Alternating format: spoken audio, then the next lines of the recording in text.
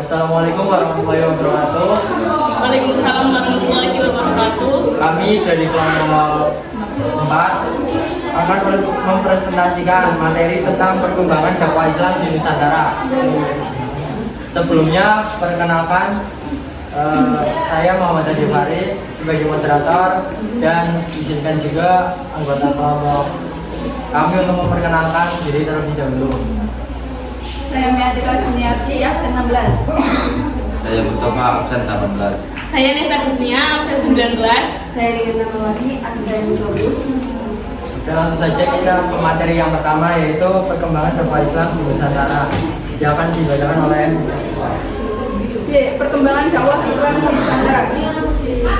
Berdasarkan bukti-bukti yang ada, teori Mekah cukup meyakinkan untuk dipilih, yaitu bahwa Islam sudah masuk wilayah Nusantara dari abad ke-1 Hijriah, yaitu ke-7 Masehi. Namun saat itu perkembangannya masih belum besar dan meluas. Pada abad-abad selanjutnya baru terjadi perkembangan lebih besar, terutama setelah abad ke-7 Hijriah ke-13 Masehi. Lebih jelasnya adalah uraian berikut. 1. Perkembangan Islam di Sumatera. Tempat mula-mula masuknya Islam di Pulau Sumatera adalah pantai barat Sumatera. Dari sana berkembang ke daerah-daerah lainnya. Pada umumnya, buku-buku sejarah menyebutkan perkembangan agama Islam bermula dari Pasai, Aceh Utara. Orang yang menyebarkan Islam di daerah ini adalah Abdullah Arif. Ia seorang mubalik dari Arab dalam misi penyebarannya dalam berdakwah dan berdagang. Dengan kesopanan dan keramahan orang Arab yang berdakwah itu, maka penduduk Pasai sangat terkesan. Akhirnya, mereka menyatakan diri masuk Islam. Bahkan, raja dan pemimpin negeri telah melihat kesopanan orang Arab yang berdakwah itu pun masuk Islam juga. Masyarakat Pasai sangat giat belajar agama Islam. Malah, ada dari kalangan anak raja sengaja diutus menuntut ilmu agama Islam ke Mekah. Kerajaan Islam Pasai berdiri sekitar tahun 1297 yang kemudian dikenal dengan sebutan Islam di Mekah. Setelah agama Islam berkembang di Pasai, dengan cepat tersebar pula ke daerah-daerah lain, yaitu ke Pariaman, Sumatera Barat. Islam datang ke Pariaman dari Pasai melalui laut pantai barat Pulau Sumatera. Ulama yang terkenal membawa Islam ke Pariaman itu adalah Syekh Burhanuddin. penyiaran agama Islam dilakukan secara pelan-pelan dan bertahap.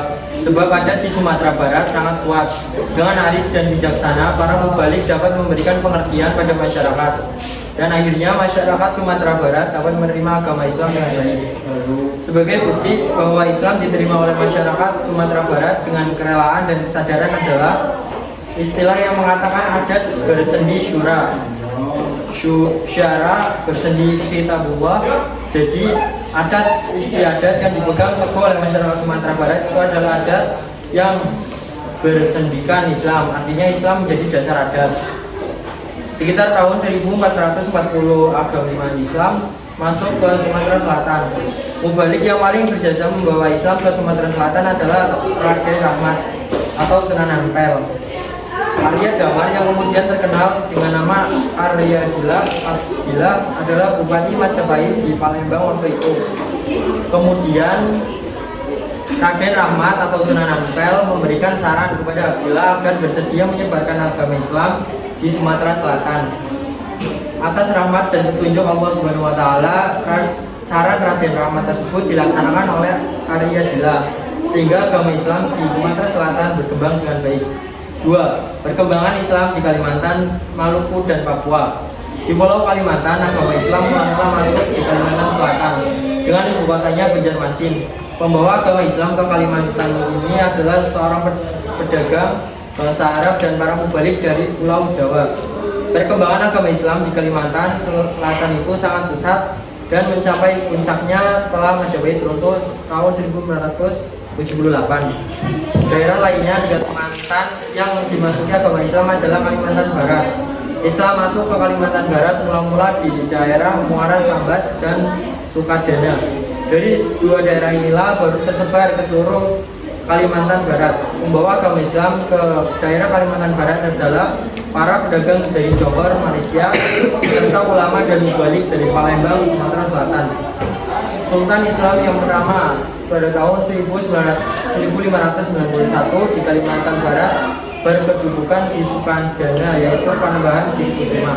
Penyebaran Islam di Kalimantan Timur, terutama di Buntai, dilakukan oleh Dato' Tri Bandang dan Tuang Tunggang melalui jalur perdagangan.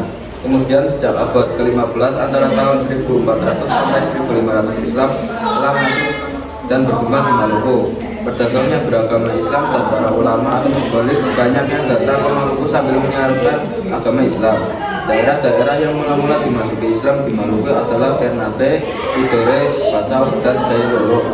Raja-raja yang memerintah di daerah berasal dari satu keturunan yang semuanya menyokong perkembangan Islam di Maluku. Perkembangan agama Islam di Papua berjalan agak lambat. Islam masuk ke area utama terutama karena pengaruh raja-raja Maluku. Para pedagangnya beragama Islam dan ulama atau mubalik dari Maluku. Daerah-daerah mula-mula dimasuki Islam di Papua adalah misal Salawati, Pulau Weibo, dan Pulau Bibi. 3. Perkembangan Islam di Sulawesi. Pada abad ke-16, Islam telah masuk ke Sulawesi yang dibawa oleh Dato' Ri Bendang dari Sumatera Barat. Daerah-daerah yang mula-mula dimasuki Islam di Sulawesi adalah Goa, sebuah kerajaan di Sulawesi Selatan. Sebelum Islam datang ke daerah ini, penduduknya menganut kepercayaan nenek moyang. Setelah Dato' Ri Bendang berkunjung ke Sulawesi Selatan, Raja Goa yang bernama Karaeng Tonegalo masuk Islam. Kemudian atas usul Dato' Ri Bendang, Raja Goa berganti dengan nama Sultan Alauddin. Jauh sebelum Raja Goa ini masuk Islam, para pedagang telah menyiarkan agama Islam di tengah-tengah masyarakat Sulawesi Selatan dan banyak penduduk yang telah menganut agama Islam. Setelah Sultan Alauddin wafat, beliau diganti oleh putranya yang bernama Sultan Hasanuddin. Dari Goa, Islam terus berkembang ke daerah-daerah lainnya seperti daerah Talo dan Bone. 4. Perkembangan Islam di Nusa Tenggara. Sebagaimana daerah-daerah lain, pada tahun 1540, agama Islam masuk pula ke Nusa Tenggara. Masuknya agama Islam ke Nusa Tenggara dibawa oleh para mubalik dari Bugis, Sulawesi Selatan, dan dari Jawa. Agama Islam berkembang di Nusa Tenggara mula-mula di daerah Lombok yang penduduknya disebut suku Sasak. Di daerah Lombok secara pelan-pelan, selanjutnya tersebar pula ke daerah-daerah Sumbawa dan Flores. 5. Perkembangan Islam di Pulau Jawa. Agama Islam masuk ke Pulau Jawa kira-kira pada abad ke-11 yang dibawa oleh para pedagang Arab dan para mubalik dari Pasai. Tempat yang mula-mula dimasuki Islam di Pulau Jawa yaitu daerah-daerah pesisir utara Jawa Timur. Tokoh terkenal yang berdakwah di Jawa Timur adalah Maulana Malik Ibrahim. Beliau menetap di Gresik, kemudian mendirikan pusat penyiaran agama Islam dan pusat pengajaran dalam majelisnya itu beliau mengkader beberapa orang murid. Selanjutnya mereka menyiarkan agama Islam ke daerah-daerah lain di Pulau Jawa. Di Jawa Tengah, penyiaran agama Islam berpusat di Demak. Penyiaran agama Islam di Pulau Jawa dilakukan oleh para wali songo yang berjumlah 9 yang dikenal dengan wali songo atau wali 9. Kemudian murid-murid wali songo turut pula menyiarkan agama Islam ke daerah pedalaman Pulau Jawa sehingga agama Islam berkembang dengan pesatnya. Sekian presentasi tentang materi perkembangan dakwah Islam di Nusantara. Kurang lebihnya kami minta maaf. Wassalamualaikum warahmatullahi wabarakatuh. Waalaikumsalam warahmatullahi wabarakatuh. Dadah.